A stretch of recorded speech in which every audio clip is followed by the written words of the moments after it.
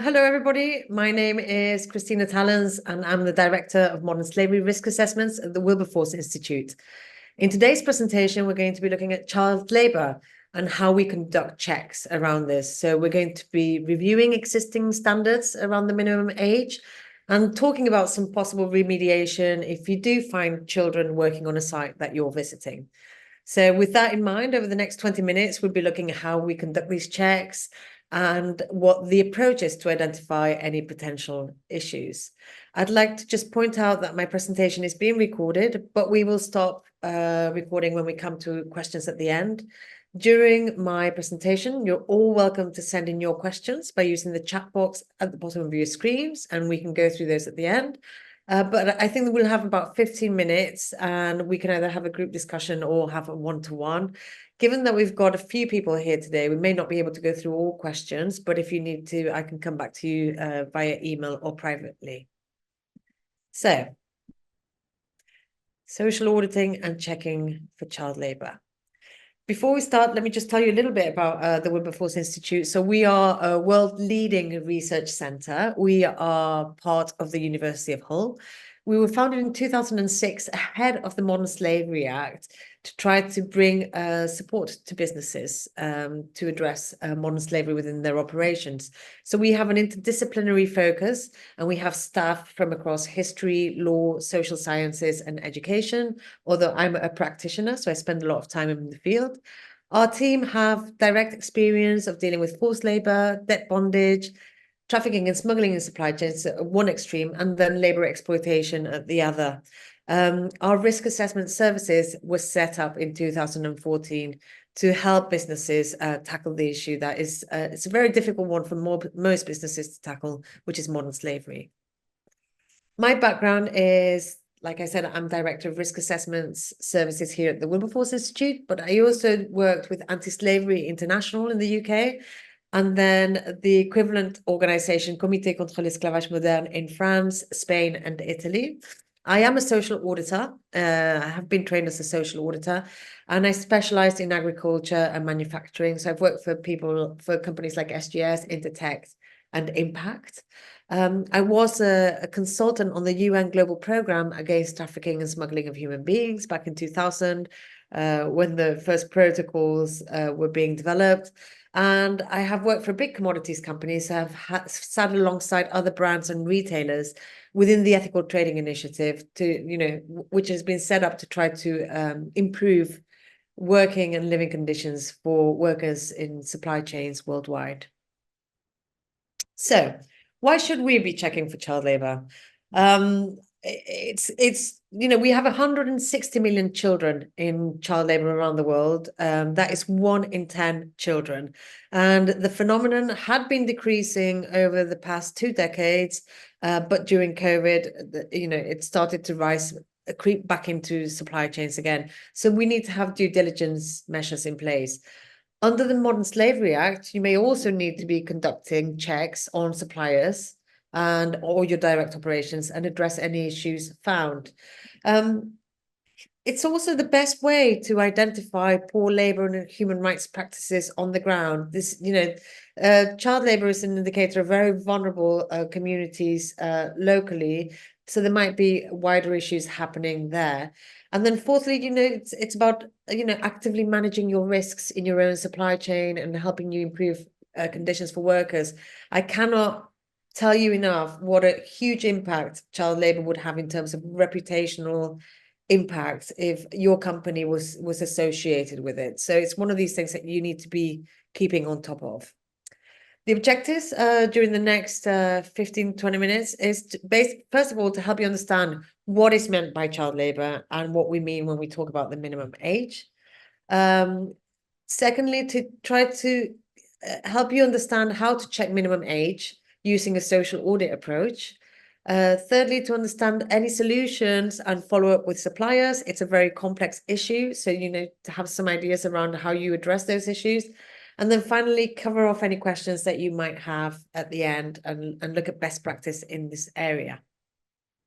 So, what is child labour? It's not the same as the minimum age. It's a different thing. Child labor is identified as any work that deprives children of their childhood, their potential, and their dignity, and is harmful to their physical and mental development. So, in certain countries, children are allowed to work as long as they're still going to school, and it's, you know, a reduced hour, daily hour, and they're able to have a childhood like other children. But it, you know, it's within certain time frames, within certain specific frames. If we look at what the Ethical Trading Initiative says around child labor and the minimum age to work, it says that, first of all, child labor should not be used. We shouldn't be employing children like we would an adult. A child really is defined as anybody under the age of 15 globally, unless the local law stipulates a higher minimum age. Now, there are a lot of countries, developing countries, that have a higher minimum age than 15, and it makes it really difficult to implement child labor due diligence when the country is poor and it's still a developing country context. If the local minimum age is set at 14 years of age, the lower will apply, but it has to be in accord with the ILO convention. In some developing countries, there are exceptional circumstances, and child labor is allowed to happen. There are exceptional circumstances in the sense that children can work between 12 and 14 years of age within a developing country context. Sorry, I think the Hoover's just gone off. But this means that they can only do light work. They can't be working, they can't be having a very heavy working day. Children of this age should not really spend more than 10 hours between the place that they live, going to school, and then working. So any travel to and from a site shouldn't be more than 10 hours in their waking day. And then young people under 18 should not be doing any hazardous work. They shouldn't be applying pesticides, carrying heavy loads. They're not, in many countries, they're not allowed to work at night. So they shouldn't be exposed to an extreme temperature, anything that causes them any harm. That's the worst forms of child labor, and that's something that we look out for. In terms of the social audit approach, we always say triangulate. So this is how we go in to check child labor. First of all, you have a management interview and a site walk around. The management interview is really designed to help you identify what the management know about the local risks. So a key question is, you know, is there child labor happening locally? Is there a problem with child labor? Worker interviews are really to try to gauge from other workers if there are children working on the site, but also if there are any issues or challenges that families are having locally. And then thirdly, we have a document check. So this is really looking at ID records to see whether the site keeps the right to work or birth certificates or anything like that. If it's a developing country context and children are allowed to work between the ages of 12 to 14 or below the ages of 15, you would expect to see parental authorization for that child to work. Then we'd also look at how that child's work is being recorded. You know, are there piece rate calculations for their work? And are they paid the same rate as the adult? So that's a very important issue. We've often found that in places where there is child labor, if we ask the site to pay the child the same amount as an adult, they quickly stop recruiting new children. And then finally, we look at apprenticeship schemes and how they're run locally by the site. Key questions that we would ask on child labor are, you know, does the company have a minimum age policy? What is it? Do they know what the law is?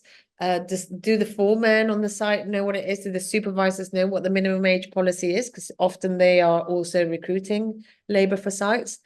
How does the site check the minimum age in a country where there might not be birth certificates, or,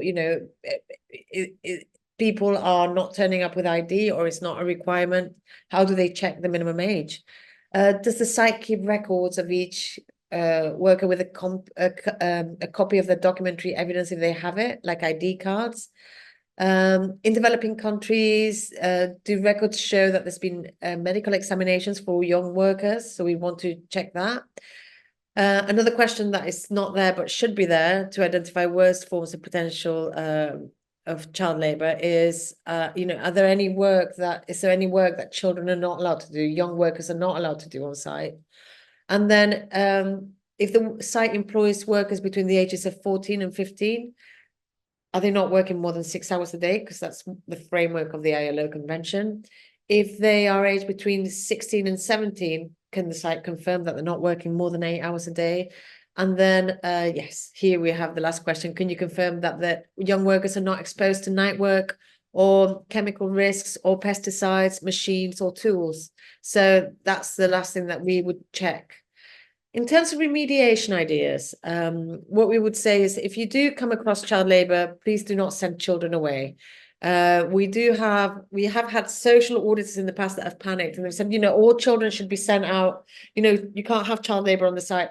It's the worst thing that you can do. And because you may be operating in a very vulnerable context, and those children that you've picked up on the site might end up in a worse situation than you first identified. Do not send any children away, and then conduct an investigation. Okay, do interviews of the families and the children to check the circumstances and why they're there, and then develop an individual reintegration plan for those workers and those children. Thirdly, is double check that nobody's working excessive hours, that they're not working in dangerous conditions. Fourthly, calculate how long it takes for workers to complete a piece of work if they're paid by the piece rate, because this is often when we find child labor, when things are paid by the piece. And ensure that young workers and children are being paid exactly the same as the adults. Fifthly, develop a policy on minimum age. So make sure that everybody on the site and the supervisors and the managers know that there is not to be any new recruitment of young workers and children, and that they know what the minimum age is. And it's really important when you are on a site which is dependent on a crop, or has a crop and has a certain window for that crop to be picked or harvested. So you make sure that when people go out to recruit new workers, that information is passed on. Six, I would say team up with a local NGO. You could always go to the local ILO offices, the International Labour Organization offices, and ask them to put you in touch with a local NGO that has some experience of dealing with child labour. And then, get them to help the site monitor the plan and make sure that the remediation plan is working well for those children that you have identified. Seventh is you can, in certain situations, develop an alternative livelihoods project. We found child labor on tea plantations in Rwanda, and it was the height when we had a lot of teenagers, young workers that were responsible for 7 or 8 other young children. And there was perhaps a grandparent or one person that was also available to help them, but they couldn't feed the whole family. So we developed alternative livelihood projects for those people that couldn't work on the site. And then finally, support the site in its remediation and follow-up. Never walk away from a site if it is willingly looking to engage and address the issue and they need help. That's it really from our end. What I would say is we have information, we have further training that we provide at the Wilberforce Institute around modern slavery and labour exploitation. You can find more about our e-learning here if you type in hull.ac.uk/research.